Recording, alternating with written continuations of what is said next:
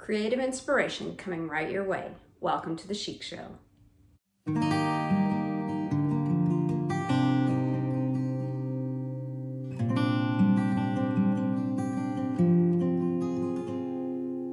Tip number 1 is checking your thrift stores for thrifted supplies. I did add a couple of these cubbies underneath the table for more storage. They came from Walmart and Target, but you can oftentimes find these at thrift stores as well. The best part about this table is actually the storage that's on top. So this whole piece lifts up and I have tons of storage in here for things that I don't use often or just things that I have in surplus. Tip number 2 is protecting your work surface. I do have a silicone mat that I ordered from Amazon, but underneath that what you see is a sticker backsplash from Dollar Tree. So it sticks right on the table. I can pull it up and throw it away anytime. Easy to replace for $1.25. Tip number 3 is keeping your tools handy. I used these Dollar Tree pegboards on the side of my table, and they hold all of my scissors and things that I need just at the ready.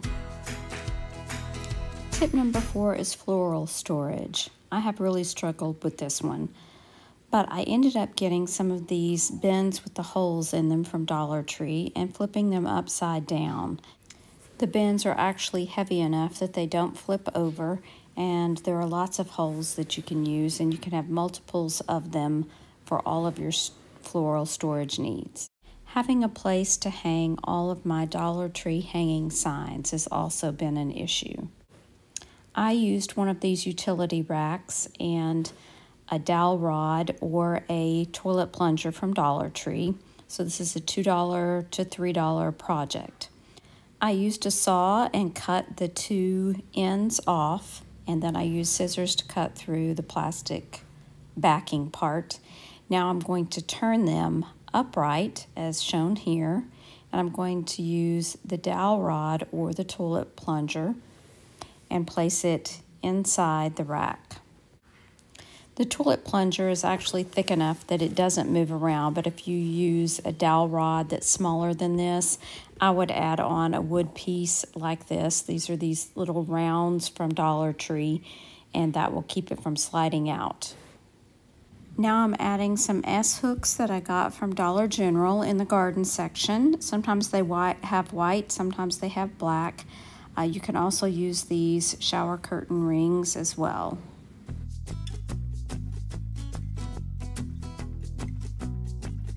I actually installed 3 of these on the side of my cabinet to hold my hanging signs.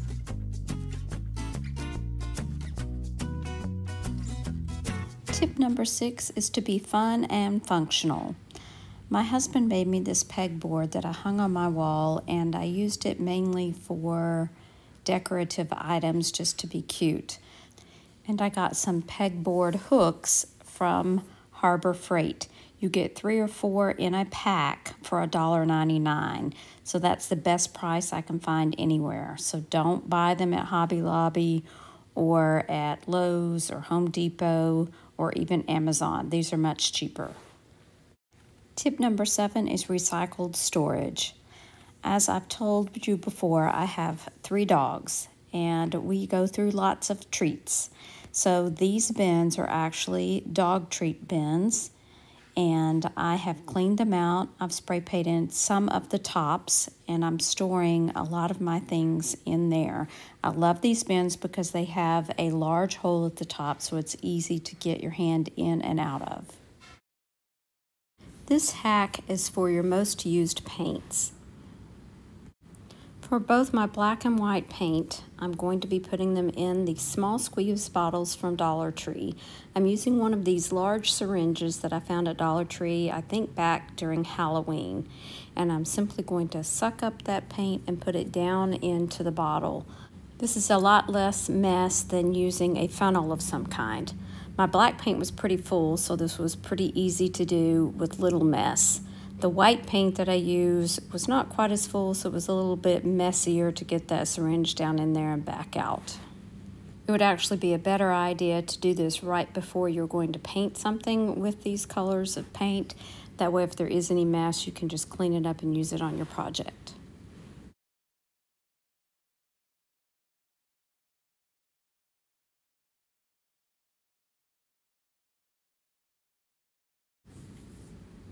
As you can see here, I also added Mod Podge to one of my bottles.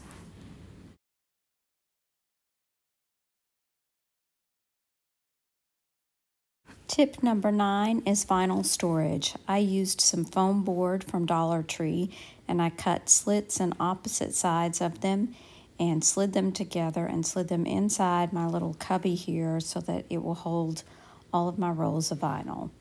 Now the piece on top came from Amazon. It was on clearance, so it was under $10 to hold my sheets of vinyl. Tip number 10 is actually a Hobby Lobby storage dupe.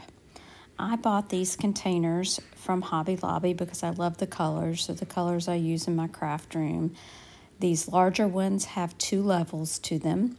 So they have a tray on top and then they have little storage bins underneath. They also have a smaller one that's only 1 level, but it has all the little separate storage bins in it. Not terribly expensive, and when you get them on sale, they're certainly affordable. But I'm going to show you how to make your own from Dollar Tree items. You can use either of these types of bins. Right now, they have these colorful little storage bins that you can also use. These trays work in the larger box, as well as 2 of these storage bins. This is a drawer organizer that I already had that also works. The smaller bins do fit into the bottom of this larger container. It doesn't fill it up completely, but there are plenty of other things you can use to fill this space. So this is the way I arranged it in this one.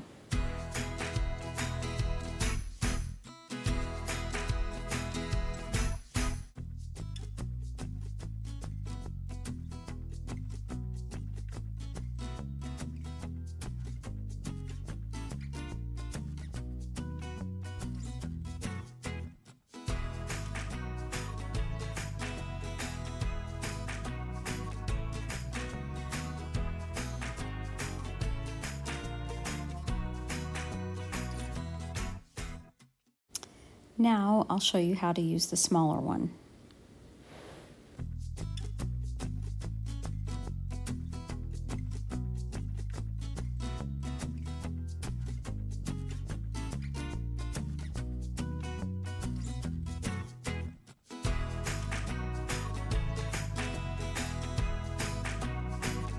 You can use longer items like scissors or other tools to fill in that extra space.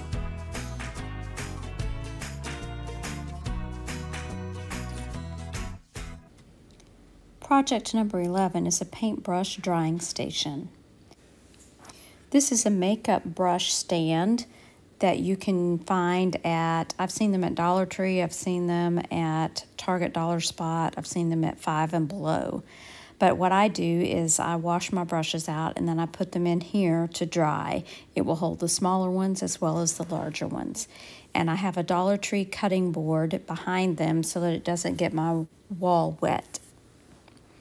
Tip number 12 is craft towels. Buy black or dark colored craft towels and keep them by your crafting sink.